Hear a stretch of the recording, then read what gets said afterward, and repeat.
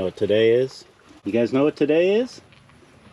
Today is bull turnout day, a highly anticipated day for me, but even more so for these guys. The plan today is to turn Rivet, our Sim Angus bull, and Little Boy, our Black Angus bull, out with the main cow herd to get all of these cows bred. And then I will take my other Black Angus bull that we refer to as Bismarck out to the heifer pasture where he can take care of them. And because I'm running up to the heifer pasture today, I just so happen to have another heifer that needs to go up there. So we'll get her loaded in the trailer first.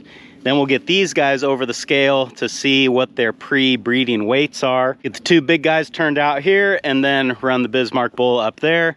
So it's gonna be a full day. That's what's going on today on Farmer Tyler Ranch.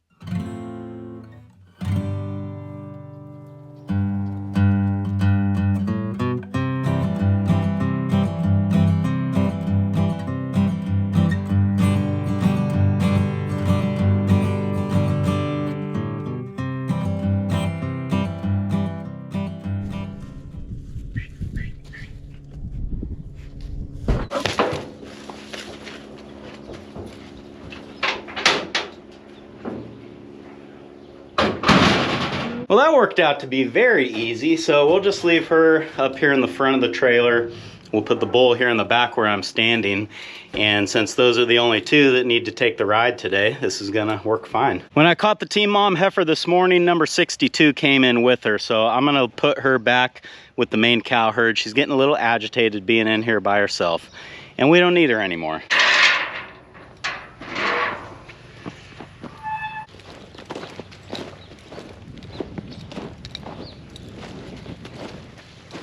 Oh, come on, quit being so silly.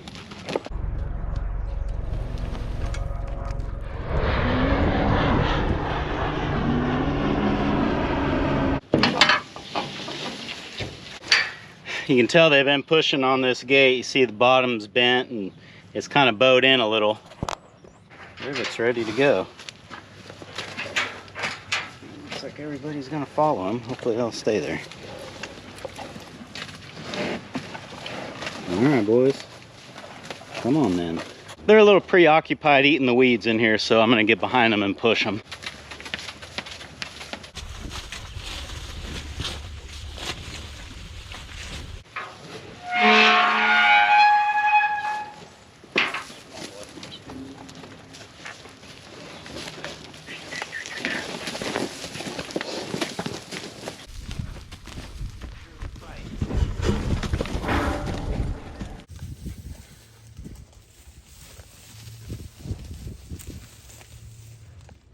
Well, I guess I should have had everything ready before I got them in here.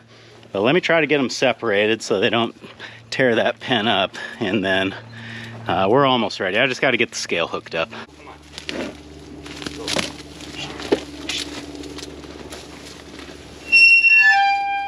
Rivet and the Bismarck bull will be fine in here. The Bismarck bull is so much smaller, he kind of knows that he's not going to win a fight, so he doesn't try. But Little Boy over here, he's a pretty even match for Rivet, so that's how it goes.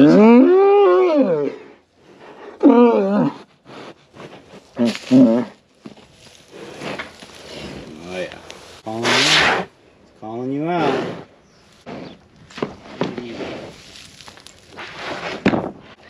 All right, I got the Gallagher W1 hooked up and set to 0, so let's start running these guys through.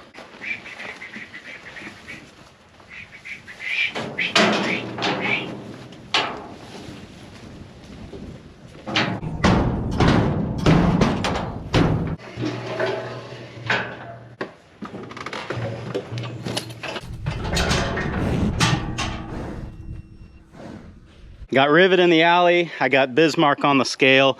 Let's go ahead and bring Little Boy in the tub alley because Bismarck is actually gonna have to go back in this little corral so I can get him on the trailer.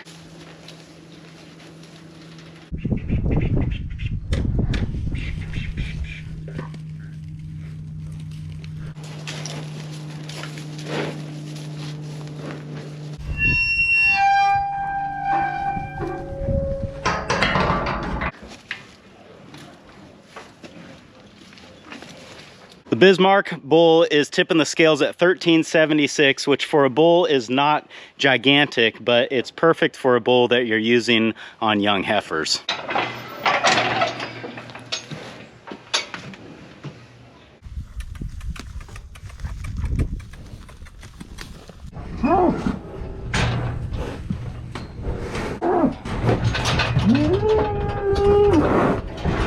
Rivet's coming in at 2,046, just over 1 ton. But I actually think little boy might be bigger than him now.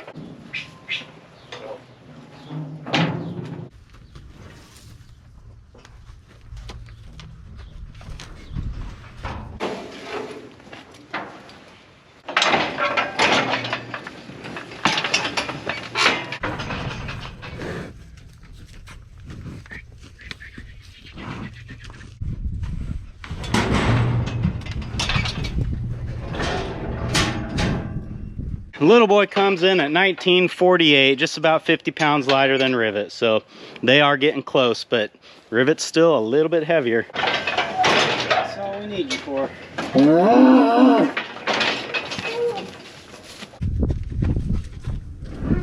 Get the Bismarck bull in the trailer, and then we'll get these guys out with the cows.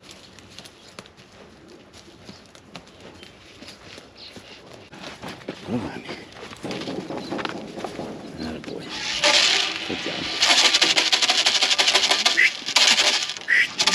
Come on. Hey. Hey, now. Turn around. You're all right. There. See? That's all. That's all it was.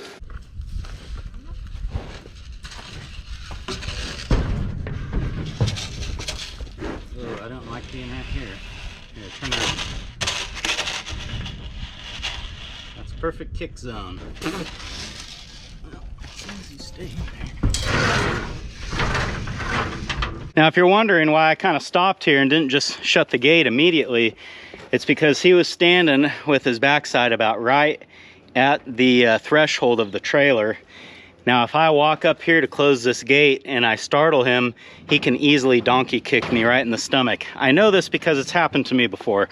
So that's why I like to try to get him to turn a little bit or climb up on the alleyway to get myself out of harm's way while I'm closing that gate, because getting gut kicked by a cow or a bull, it's not fun. Remember how that thing works?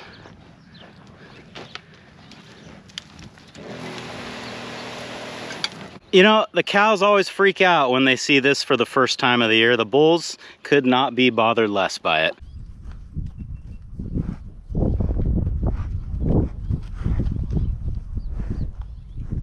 Ooh, almost got zapped.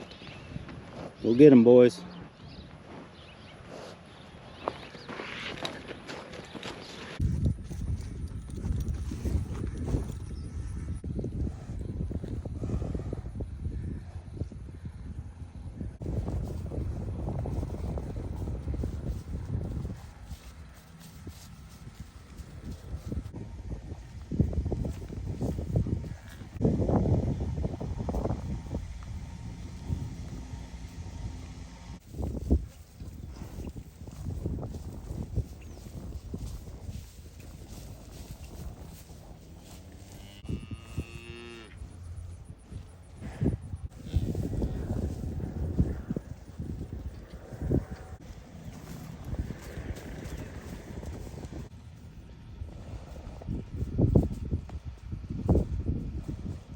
Well, they are doing a lot of investigating, but I haven't seen them ride anybody yet, which is fine. Odds are one of these girls is in heat right now, but it might just take them a minute to find her. Of course, there's always the possibility that they're just feeling romantic and, you know, they want to court them a little bit first. So while these guys get reacquainted with the cows, let's move these other two up to the other pasture.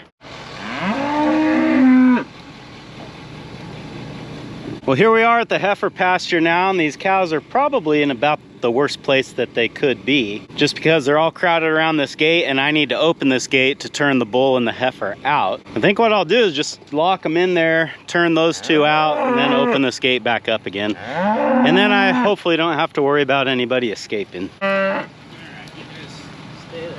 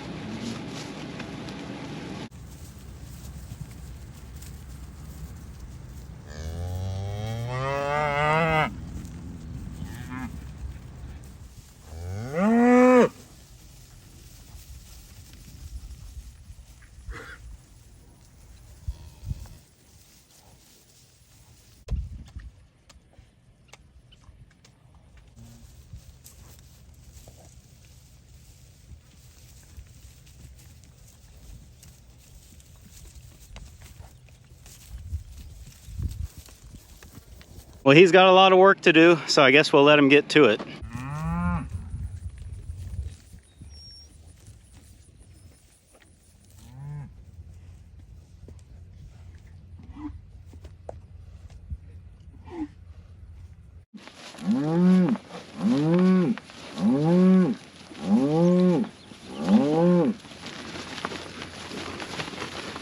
Boy, everybody's in a bad mood this morning.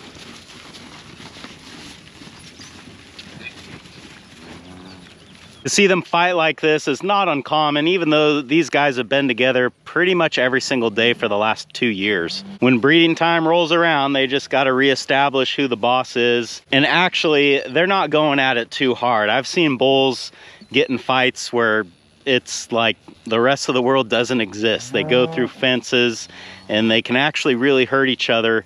But that usually only happens when you introduce bulls that have never seen each other before. There's really nothing you can do about it. You can't break them up. They'll just quit when they're done. In the last video, I told you guys to ask me questions about my breeding program so that I could answer them in this video when breeding is sort of the topic at hand. Thank you to everybody that submitted questions. I probably won't be able to get to all of them, but I will cover the ones that I saw pop up more than once. And I'll start with the question that I saw the most, and that was, how do I prevent inbreeding? Now, the way that I used to do this is I would change the bulls out every 2 years so that when their daughters became of breeding age, they were no longer on the ranch doing any breeding. That's probably the most effective way to do it, but that was a lot easier when I was borrowing bulls and, you know, had that option. Now that I own the bulls, I would much rather get as many years as possible out of them, because you spend so much money on these animals, it seems silly to just, you know, get rid of them after 2 years. So like this year, for example, we have 5 heifers that would have been sired by Rivet and Little Boy. They are all over at the heifer pasture so that Rivet and Little Boy cannot breed them. The plan next year would be to take those same 5 back over there, plus the new crop of replacement heifers. So that'll get me through this year, and next year, the following year after that, is when we'll have to make some decisions. I either need to sell these bulls and get some new ones, or split the herds here at home so that I can manage which bull breeds which cow, but we'll just kind of cross that bridge when we get there. I suspect that by then, one of them, at least one of them, will have an issue where I'll have to switch them out anyway.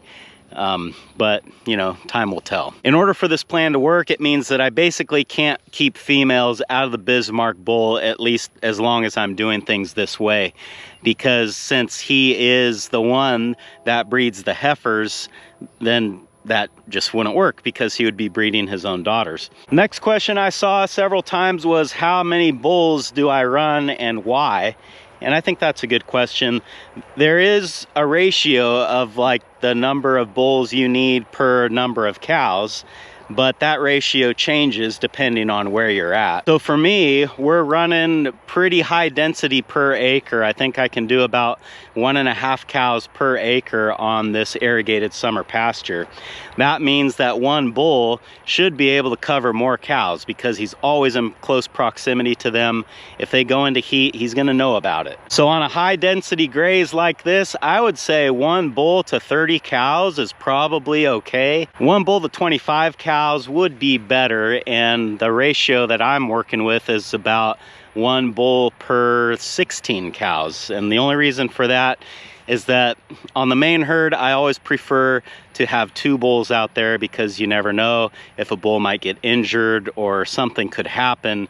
You certainly don't want your cattle to be grazing out here during breeding season with no capable bull to breed them. Next question I saw a few times was about the breed composition of these cows, or what the cross is. And there really is no simple answer to that. All of them are a little bit different. Number 54 here, I know, is half Hereford and probably half Black Angus. And there's several other cows in the herd that are from her calf crop. I think I've got like 8 or 9 of those heifers out of that year. A lot of these cows are almost 100% Black Angus. If you went back far enough, you might find some Red Angus DNA. You might even find some Shorthorn DNA if you went back way far. By and large, the breeding cows in the group that you see behind me are made up mostly of Black Angus with Hereford sprinkled in there.